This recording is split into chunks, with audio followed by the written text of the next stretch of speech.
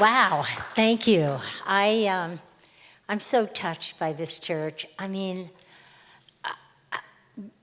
before I came, because my husband has had a year of, we can't plan anything, we don't know what tomorrow's going to bring.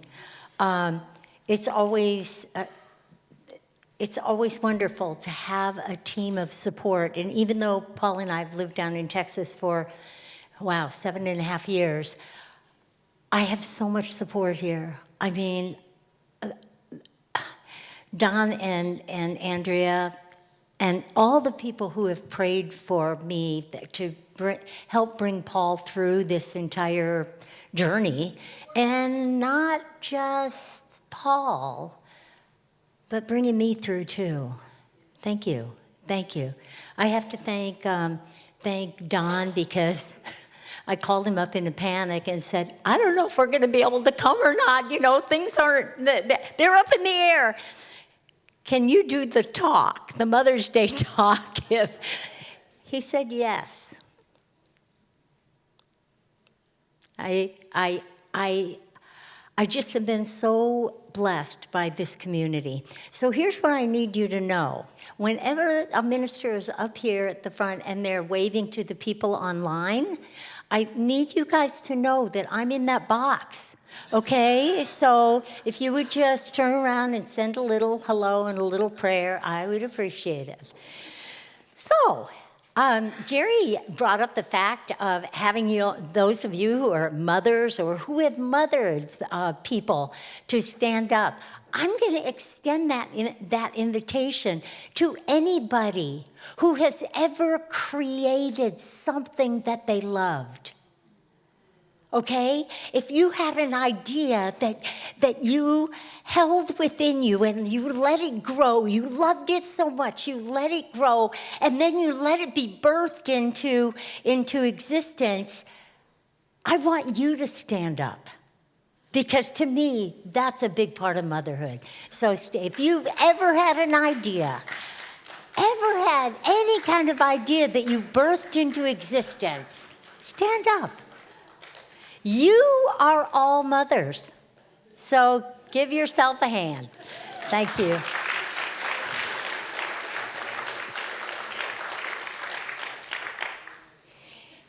And I, too, want to thank my own mom, because my own mom taught me some really, really valuable things. I was sitting around asking some friends of mine, well, you know, what's the best thing your mom gave you? I have 9 brothers and sisters. That was probably the best thing she gave us. But when I get together with those 9 brothers and sisters, what we agree on is that Mom taught us faith in God. She had us kneel on the floor for the rosary every night.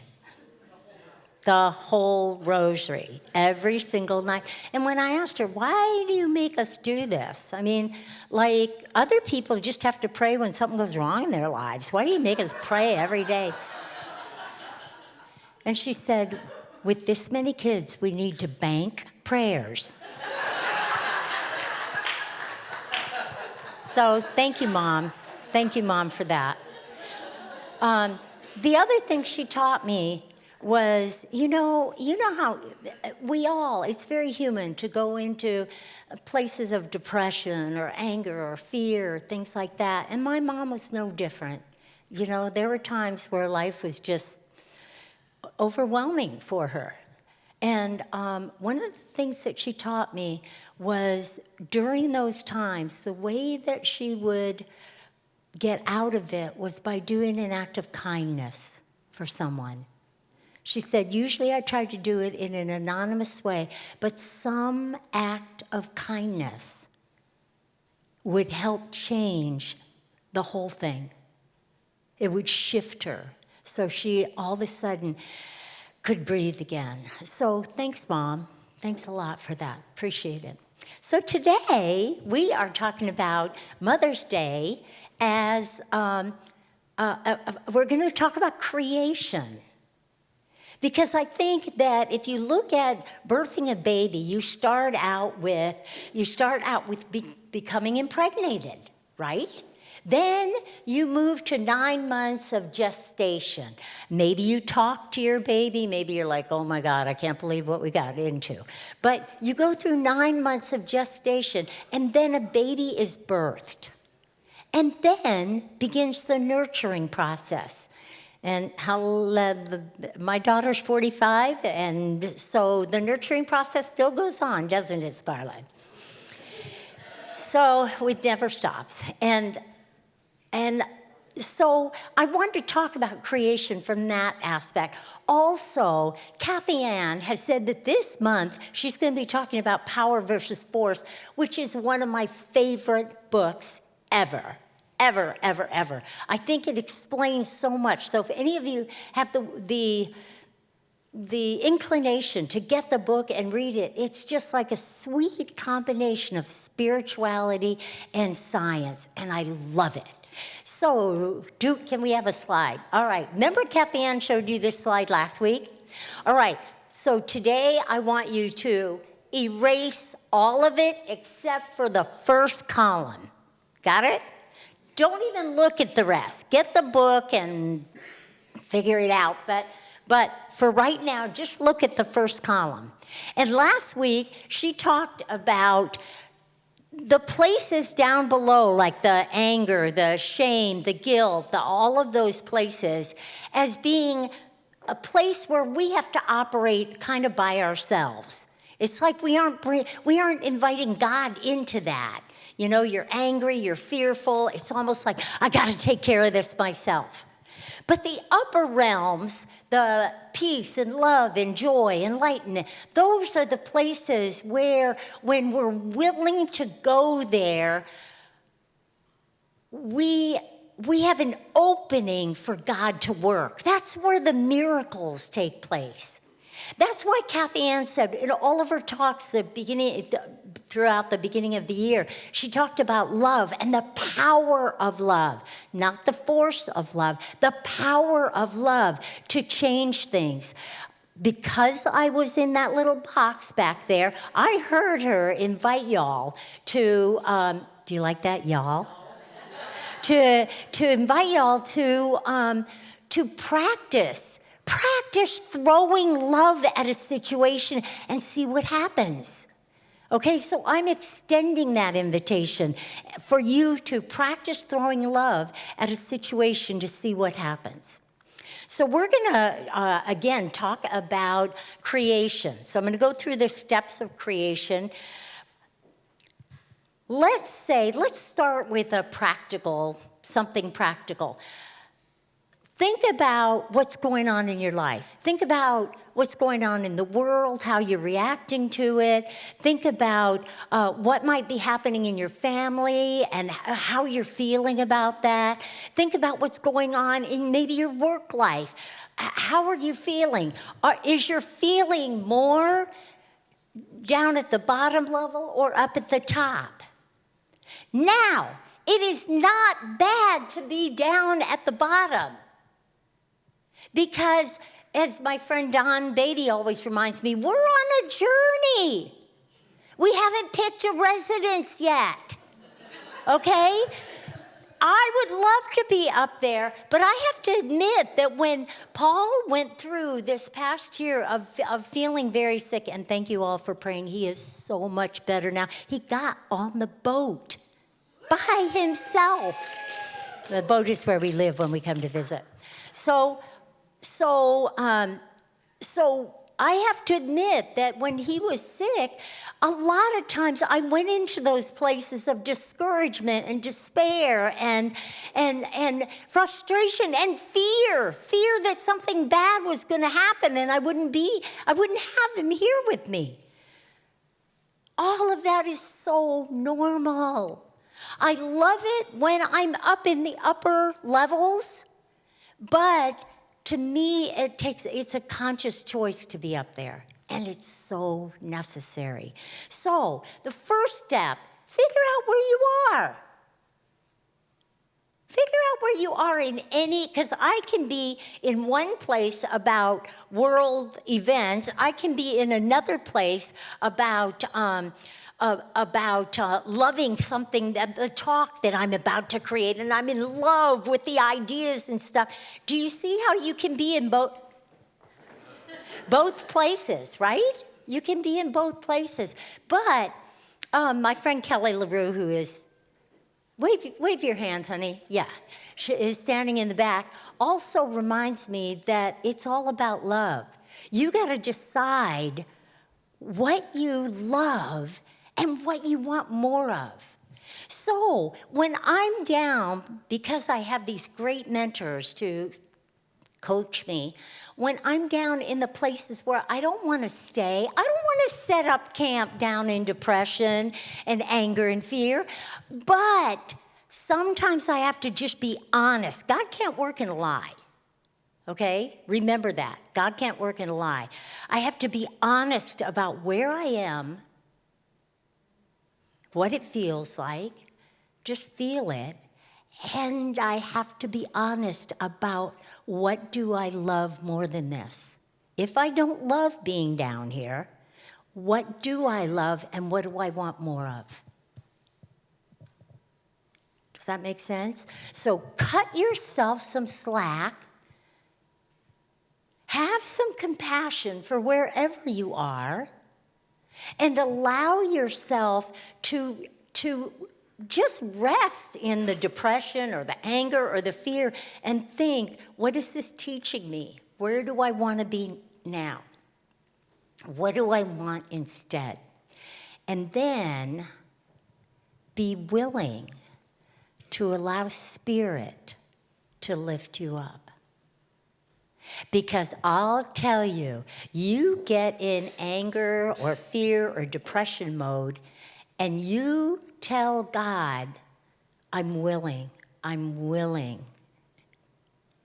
to be lifted up. It's going to happen. Trust me, because what you're doing is now opening to God working in your life. When I'm in the lower parts, I'm like, I can do this myself. I can do this myself. All I got to do is get a little more mad. But if I want to be in a different place, if I'm willing to speak for what I love and what I want more of, then I can rise up. So why the heck do I want to be in the upper realms? One of the things that old David Hawking said, I love this guy. That's not that I love you any less, honey. But anyway, he says things like, when you find a physician that's operating up in the 500-600, they are healers. They end up screwing with the normal curves of who gets healed and who don't, because everybody that comes to them, gets healed. They're just operating from a place of, I so want good for you. I so want you to be healed, that the ideas come to them about what's going on. Why else do we want to be up there? David Hawking says that's where conscious creativity happens. So let's say you want to create a piece of art. Let's say you want to create a new business. Let's say you want to create a better relationship with someone. It's easier up in the higher realms because you've got the support of the divine up there. It's hard to create down in anger, fear, depression, all of those. It's just, we do create because we draw to ourselves more of what we want to experience. What we are experiencing, we draw to us more of that. So have you ever noticed that when you're just really mad or something, all of a sudden all these people come into your lives that are either mad or they provide you with more reason to be mad? Yeah, it happens. It's contagious. Okay? So personally, I want to be up in the higher realms because I know that creativity happens there. Look at what Mahatma Gandhi and Martin Luther King were created when they said, we're going to do this in a peaceful way. Wow. Wow. So let's just talk about the steps of creativity. First, recognize where you are. Have some compassion about where you are. Ask yourself, what do I want? What do I want more of? What do I love? What do I want more of? Start getting yourself into that love zone. Then, the next thing is become impregnated. Well, obviously, if you're going to become a parent, impregnation happens physically. But if you're going to be start a new business or create a piece of art or become a healer or move into spiritual growth or something, you want an idea like, Holy Spirit, show me how. Show me how this is to happen. Give me some ideas. Anybody ever try to force an idea to come? Yes, I'm supposed to talk on Mother's Day. Tell me what I'm supposed to say. It doesn't work, I promise you. The only thing that works is moving into that zone of spirit, that zone of love, and say, I want to offer something that is of use to everyone that comes. I want to be able to channel you. Okay, so David Hawking says that ideas, so you need an idea to become impregnated with, right? So he says ideas alight upon you. When you're feeling at the higher levels of that, ideas will just come. Ideas come more often when you're at peace than they do when you're not at peace, right, Jake? So if you want to become impregnated with something that will support what you love and what you want more of, then get into a place of meditation and just say, I'm willing. I'm willing. Elizabeth Gilbert, any of you read her books, Eat, Pray, Love, or Big Magic? Oh my God, the lady's a genius. I watched a TED Talk interview by her, and she is a master at creativity. Speaking of masters at creativity, Andrea is teaching a class on creativity, and she is a master at it. So if y'all want to be more creative, sign up for her class. But anyway, Elizabeth Gilbert says that back long ago, we used to have this idea that ideas were like floating around in the universe, and every so often you would be blessed with one of them alighting on you. And if it was yours to bring into form, then you would hold it, you would nurture it, you would love it, and bring it into form. But if it wasn't yours, it would fly off. Have you ever felt that? Have you ever had an idea and you yeah, that's impossible. And then within 2 weeks, somebody else has got that idea and they're making $1 zillion on it. Anybody besides me experienced that? Yeah. And Ralph Waldo Emerson, one of Ernest Holmes' mentors, well, he wasn't alive, but one of his mentors, said that is a real thing, that these ideas come, and if we take them and put them into form, wonderful. And if we don't, the idea will take off and go find someone else to impregnate with itself.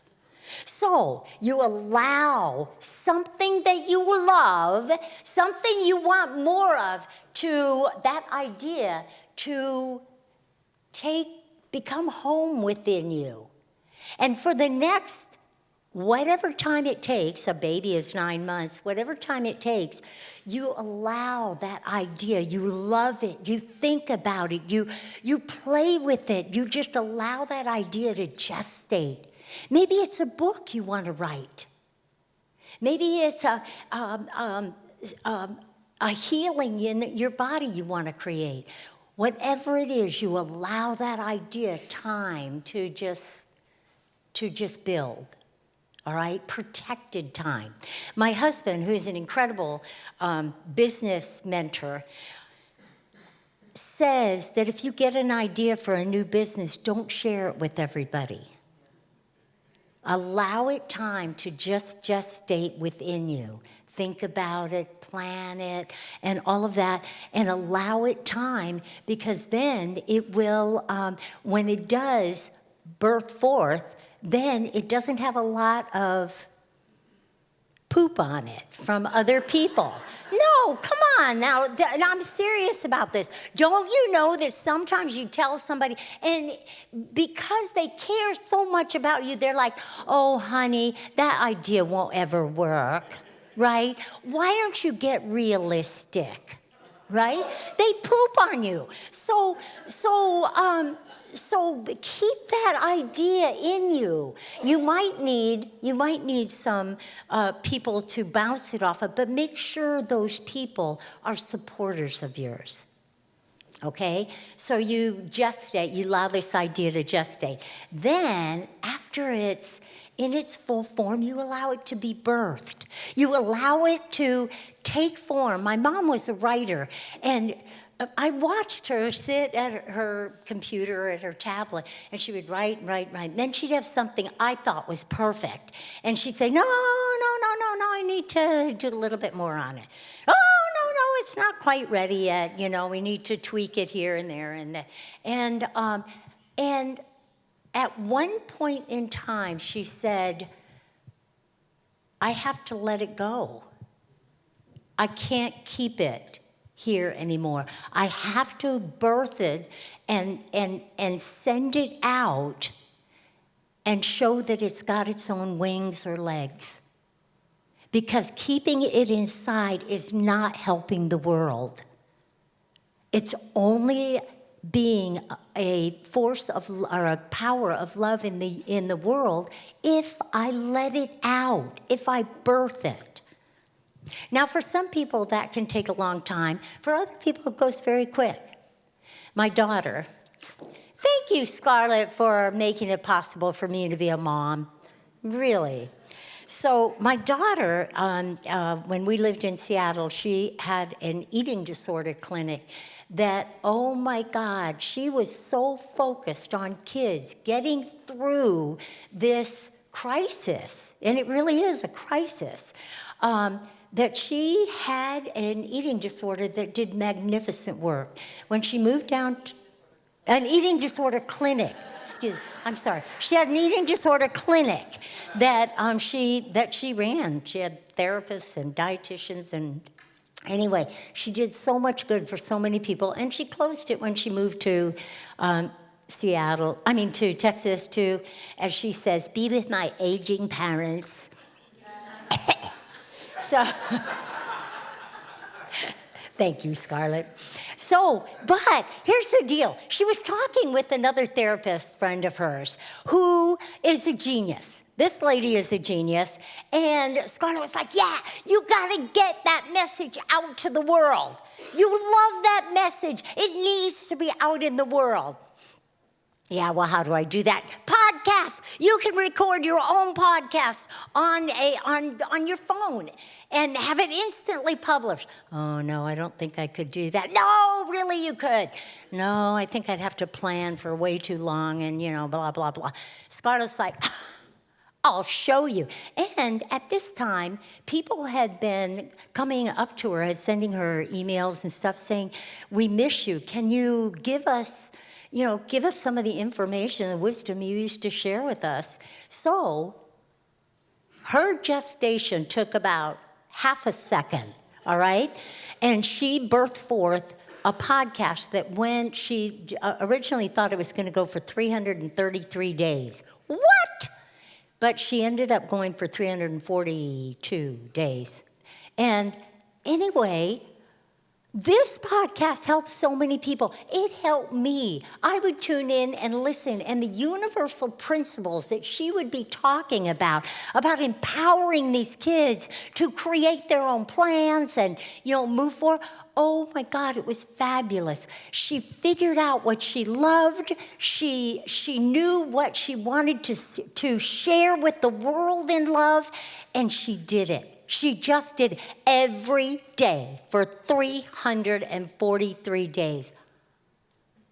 I was shocked. I mean, how do you get the ideas? But she would just sit and be willing to let the butterflies land. So thank you, Scarlett. Thank you for showing me that gestation and putting something into form doesn't have to take that long. But it's an act of love. It's an act of love. So to wrap things up, pretty much told you. Take a look at where you are right now. How are you reacting to certain things in the world? Do you want to change? Is there something you love and that you want more of? And then be compassionate with yourself. Allow yourself to feel those feelings and be honest about them.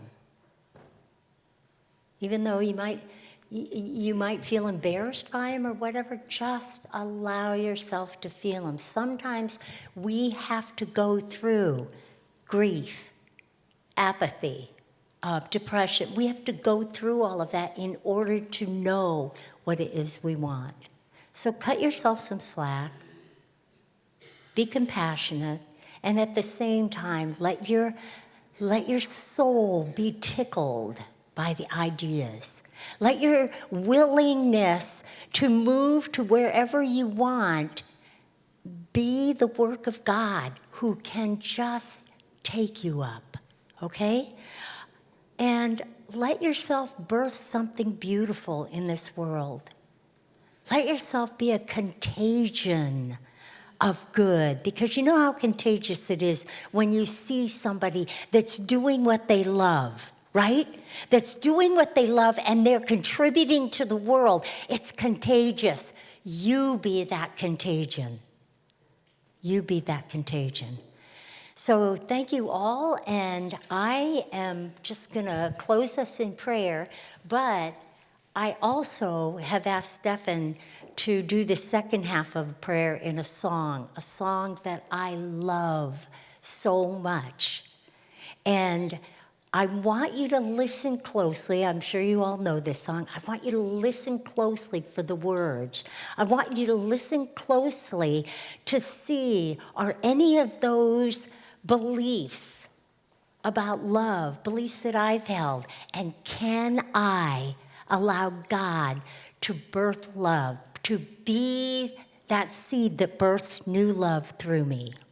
So I'm just grateful. I'm just grateful because guess what? Gratitude is right up there at the top. Gratitude is one of the acts of love.